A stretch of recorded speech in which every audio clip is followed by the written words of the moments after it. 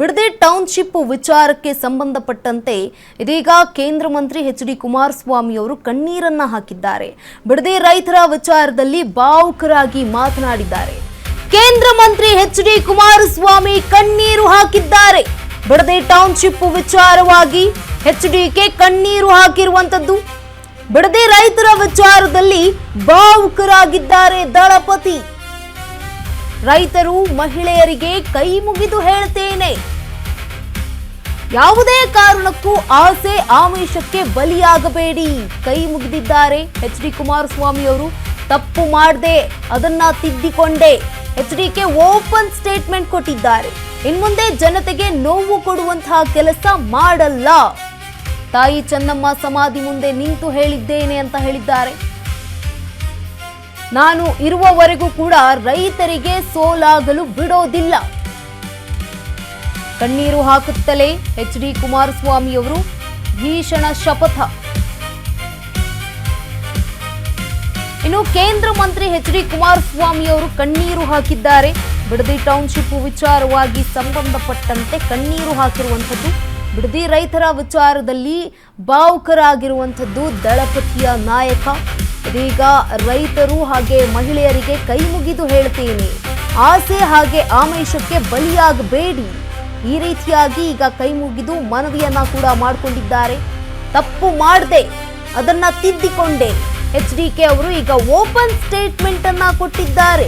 ಇನ್ಮುಂದೆ ಜನತೆಗೆ ನೋವು ಕೊಡುವಂತಹ ಕೆಲಸವನ್ನ ನಾನು ಮಾಡಲ್ಲ. ತಾಯಿ ಚೆನ್ನಮ್ಮ ಸಮಾಧಿಯ ಮುಂದೆ ನಿಂತು ಹೇಳಿದ್ದೇನೆ, ನಾನು ಇರುವವರೆಗೂ ಕೂಡ ರೈತರಿಗೆ ಸೋಲಾಗೋದಕ್ಕೆ ಬಿಡಲ್ಲ. ಕಣ್ಣೀರು ಹಾಕುತ್ತಲೇ ಎಚ್.ಡಿ.ಕೆ ಅವರು ಕಣ್ಣೀರು ಹಾಕಿರುವಂಥದ್ದು. ಭೀಷಣ ಶಪಥವನ್ನ ಕೂಡ ಮಾಡಿದ್ದಾರೆ.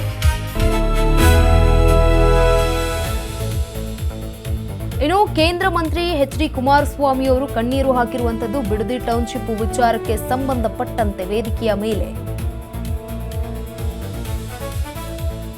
ಉದ್ಯಾನವನ ಇದೆಲ್ಲದರ ಹಿನ್ನೆಲೆಯಲ್ಲಿ ಬೆಂಗಳೂರು ಸುತ್ತಮುತ್ತ ಟೌನ್ಶಿಪ್ ಅನ್ನ ಮಾಡಬೇಕು ಅಂತಕ್ಕಂಥ ನಿರ್ಧಾರ ಮಾಡಿದ್ದು ನಿಜ.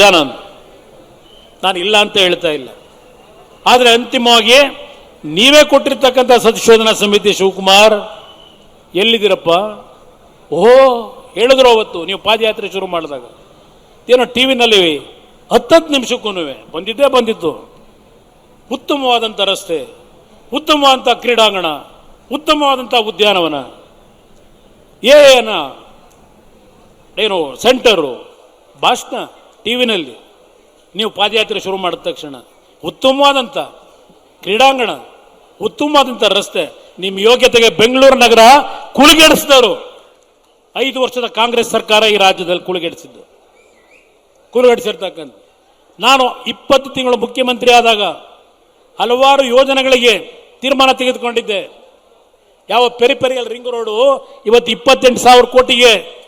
ಇದೆಲ್ಲದರ ಹಿನ್ನೆಲೆಯಲ್ಲಿ ಬೆಂಗಳೂರು ಸುತ್ತಮುತ್ತ ಟೌನ್ಶಿಪ್ ಅನ್ನ ಮಾಡಬೇಕು ಅಂತಕ್ಕಂಥ ನಿರ್ಧಾರ ಮಾಡಿದ್ದು ನಿಜ.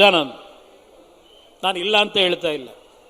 ಆದರೆ ಅಂತಿಮವಾಗಿ ನೀವೇ ಕೊಟ್ಟಿರ್ತಕ್ಕಂಥ ಸಂಶೋಧನಾ ಸಮಿತಿ ಶಿವಕುಮಾರ್ ಎಲ್ಲಿದ್ದೀರಪ್ಪ? ಓಹೋ, ಹೇಳಿದ್ರು ಅವತ್ತು ನೀವು ಪಾದಯಾತ್ರೆ ಶುರು ಮಾಡಿದಾಗ. ಏನೋ ಟಿ ವಿನಲ್ಲಿ 10 ನಿಮಿಷಕ್ಕೂ ಬಂದಿದ್ದು ಉತ್ತಮವಾದಂಥ ರಸ್ತೆ, ಉತ್ತಮವಾದಂಥ ಕ್ರೀಡಾಂಗಣ, ಉತ್ತಮವಾದಂಥ ಉದ್ಯಾನವನ, ಏನು ಸೆಂಟರು, ಭಾಷಣ ಟಿ ವಿನಲ್ಲಿ. ನೀವು ಪಾದಯಾತ್ರೆ ಶುರು ಮಾಡಿದ ತಕ್ಷಣ ಉತ್ತಮವಾದಂಥ ಕ್ರೀಡಾಂಗಣ, ಉತ್ತಮವಾದಂಥ ರಸ್ತೆ, ನಿಮ್ಮ ಯೋಗ್ಯತೆಗೆ ಬೆಂಗಳೂರು ನಗರ ಕುಳಿಗೆಡಿಸಿದವರು 5 ವರ್ಷದ ಕಾಂಗ್ರೆಸ್ ಸರ್ಕಾರ ಈ ರಾಜ್ಯದಲ್ಲಿ ಕುಳಿಗೆಡಿಸಿರ್ತಕ್ಕಂಥ.